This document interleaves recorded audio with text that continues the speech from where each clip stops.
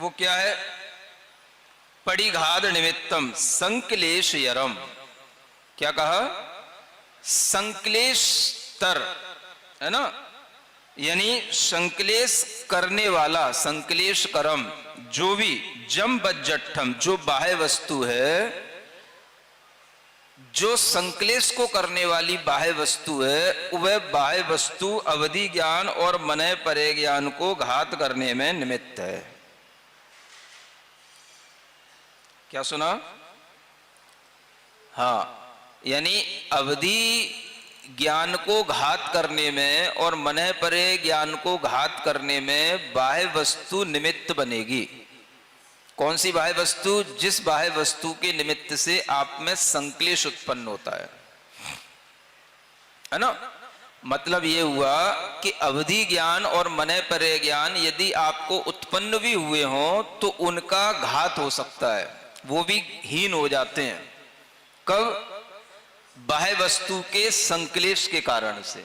माने बाह्य वस्तु से अगर आप में संक्लेश उत्पन्न हो रहा है, कोई भी बाह्य कारण आपके लिए संक्लेश उत्पन्न कर रहा है, तो उससे आपका अवधि ज्ञान का और मने परे ज्ञान का घात होगा। ये उसके लिए 9 कर्म बताए गए। यानी अवधि ज्ञान की सीमाएं जो अधिक होती हैं, है ना, वो कम हो जाएंगी। संक्लेश होगा तो अवधि ज्ञानावरण कर्म का उदय आएगा तो आपके द्वारा अवधि ज्ञान से जो चीजें ज्यादा देखी जा रही थी, जानी जा रही थी, वो कम जानने में आने लगेंगी। ये संक्लेश से अवधि ज्ञान घटता है, ये कहने का मतलब, और विशुद्धि से बढ़ता है। तो संक्लेश और विशुद्धि भी बाह्य कारणों पर डिपेंड करती है। बाह्य सामग्री इन ज्ञानों के लिए 9 कर्म द्रव्य है ना। जम बज्जठम तम खलु 9 कम्मम केवले नत्थी।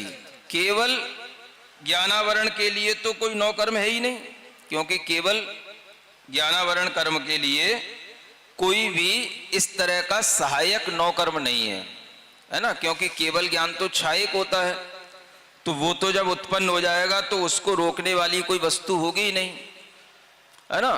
अवधि ज्ञान उत्पन्न हो गया तो उसको रोकने वाली वस्तु होगी। मने परे ज्ञान भी रोकने वाली वस्तु होती है, लेकिन केवल ज्ञान को कोई रोकने वाली वस्तु बाह्य नहीं होती। ये जो है यहां पर आपको बताया जा रहा है।